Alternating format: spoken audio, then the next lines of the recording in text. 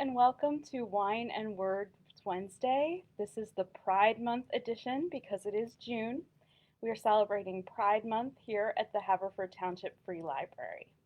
So, all of our poems today are either going to be about LGBTQ pride or by an LGBTQ. So, sit back, relax with your favorite drink of choice, and enjoy some poetry this afternoon.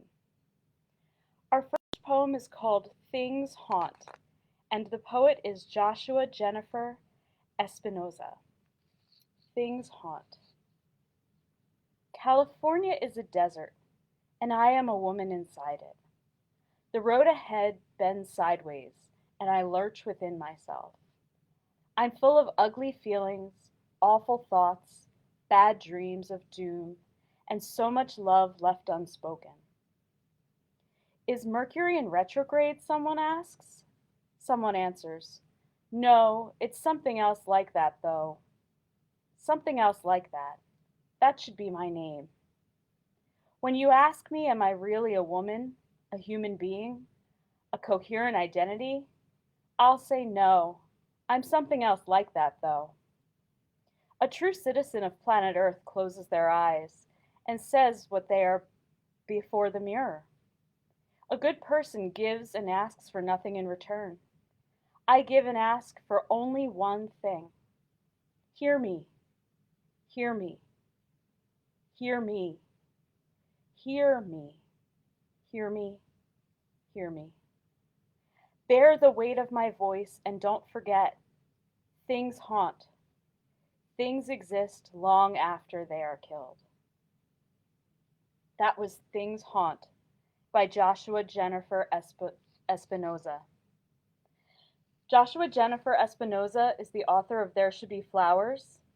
She is an MFA candidate in poetry at the University of California, Riverside, and currently resides in Riverside. That was Things Haunt. Our next poem today is Kudzu, and Kudzu is by Saeed Jones. I won't be forgiven for what I've made of myself. Soil recoils from my hooked kisses. Pines turn their backs on me. They know what I can do with the wrap of my legs. Each summer, when the air becomes crowded with want, I set all my tongues upon you. To quiet this body, you must answer my tendrilled craving. All I've ever wanted was to kiss crevices, pry them open, and flourish within dew-slicked hollows. How you mistake my affection. And if I ever strangled sparrows, it was only because I dreamed of better songs. That was Kudzu by Saeed Jones. Saeed Jones is the author of Prelude to Bruise, a National Book Critics Circle Award finalist and winner of the Penn-Joyce Osterwheel Award for Poetry. Next is a poem by one of my favorite poems, Adrienne Rich. Adrienne Rich is the author of numerous collections of poetry, and she wrote poems examining such things as women's roles in society, racism, politics, and war. This poem is called Tonight, No Poetry Will Serve. Saw you walking barefoot, taking a long look at the new moon's eyelid, later spread, sleep fallen, naked in your dark hair, asleep but not oblivious of the unslept unsleeping elsewhere. Tonight I think, no poetry will serve. Syntax of rendition. Verb pilots the plane. Adverb modifies action. Verb force feeds noun. Submerges the subject. Noun is choking. Verb disgraced. Goes on doing. Now diagram the sentence. That was Tonight No Poetry Will Serve by Adrienne Rich. Our next poem is called Gay Pride Weekend by Brenda Shaughnessy. I forgot how lush and electrified it was with you. The shaggy, fragrant zaps continually passing back and forth, my fingertip to your clavicle or your wrist, rubbing mine to share gardenia oil. We so purred like dragonflies, we kept the mosquitoes away, and the conversation was heavy. Mother lacerated childhoods, and the sad way we'd both been ignored and touched badly. Knowing that being fierce and proud and out and loud was just a bright new way to be needy. Please listen to me. Oh, what a buzz. You're the only one I can tell. Even with no secret, I could come close to your ear with my mouth, and that was ecstasy too. We barely touched each other. We didn't have to speak. The love we made leapt to life like a cat in the space between us, if there ever was space between us, and looked back at us through fog. Sure, this was San Francisco. It was often hard to see, but fog was always burned off too, so we watched this creature to see if it was doing it. It didn't. That was Gay Pride Weekend by Brenda Shaughnessy. Our next Pride poem is The Mortician in San Francisco by Randall Mann. This may sound queer, but in 1985, I held the delicate hands of Dan White. I prepared him for burial. By then, Harvey Milk was made monument, no myth, by the years since he was shot. I remember when Harvey was shot. 20. I knew I was queer. Those were the years. Levi's and leather jackets, holding hands on Castro Street, cheering for Harvey Milk, elected on the same day as Dan White. I often wonder about Supervisor White, who fatally shot Mayor Moscone and Supervisor Milk, who was one of us, a Castro queer. May 21st, 1979, a jury hands down the sentence, 7 years, in truth 5 years, for ex-cop, ex-fireman Dan White, for the blood on his hands when he confessed that he had shot the mayor and the queer. A few men in blue cheered. And Harvey Milk? Why cry over spilled milk? Some wondered, semi-privately, for years. It meant one less queer. The jurors turned to White. If just the mayor had been shot, Dan might have had trouble on his hands. But the 12 who held his life in their hands maybe didn't mind the death of Harvey Milk. Maybe the second murder offered him a shot at serving only a few years. In the end, he committed suicide, this Dan White, and he was made presentable by a queer. That's The Mortician in San Francisco by Randall Mann. Our next poem is by one of my favorite poets, Audre Lorde. It's called Movement Song. I have studied the tight curls on the back of your neck, moving away from me beyond anger or failure, your face in the evening, schools of longing.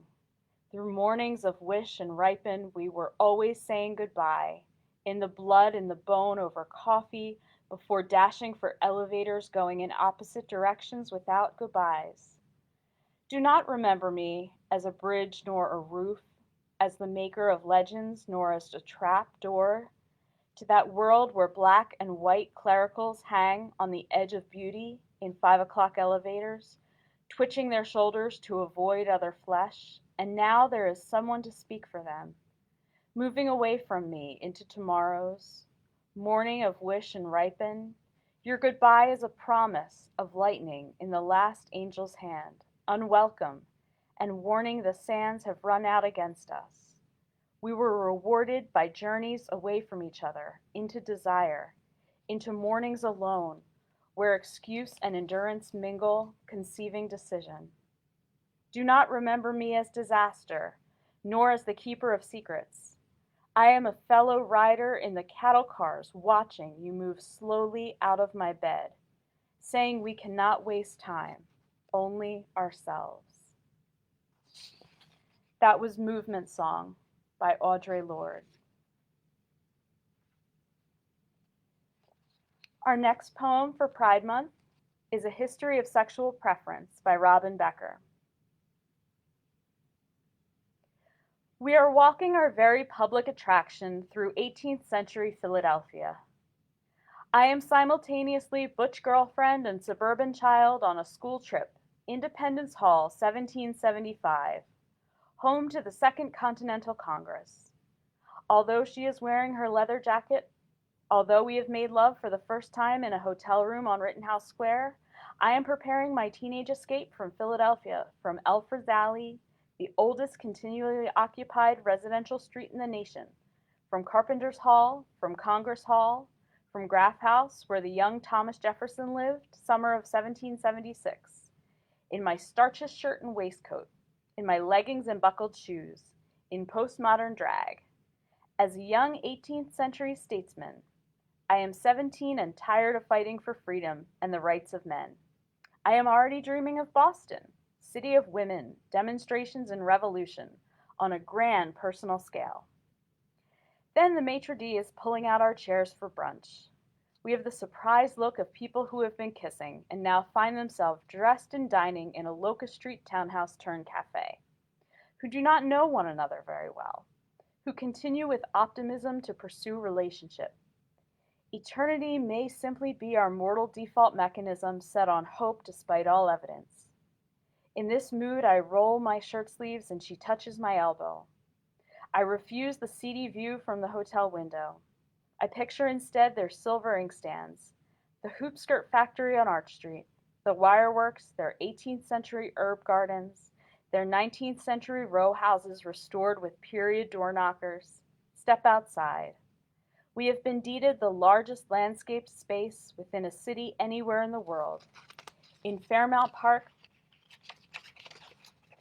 on horseback, among the ancient ginkgos, oaks, persimmons, and magnolias, we are 17 and imperishable, cutting classes, May of our senior year, and I am happy as the young Thomas Jefferson, unbuttoning my collar, imagining his power, considering my healthy body, how I might use it in the service of the country of my pleasure.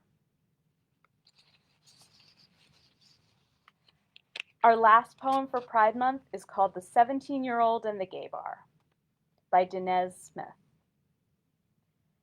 This gin-heavy heaven, bless ground to the think, gay, and mean we. Bless the fake ID and bouncer who knew this need to be needed, to belong, to know how. A man tastes full on vodka and free of sin. I know not which God to pray to. I look to Christ. I look to every mouth on the dance floor. I order a whiskey coke. Name it to the blood of my new Savior. He is just. He begs me to dance, to marvel men with the dash of hips I brought. He deems my mouth in some stranger's mouth necessary. Bless that man's mouth. The song we sway sloppy to, the beat, the bridge, the length of his hand on my thigh, and back. And I know not which country I am of. I want to live on his tongue and build a home of gospel and gaiety. I want to raise a city behind his teeth for all boys and choirs and closets to refuge in. I want my new God to look at the Mecca I built and call it damn good.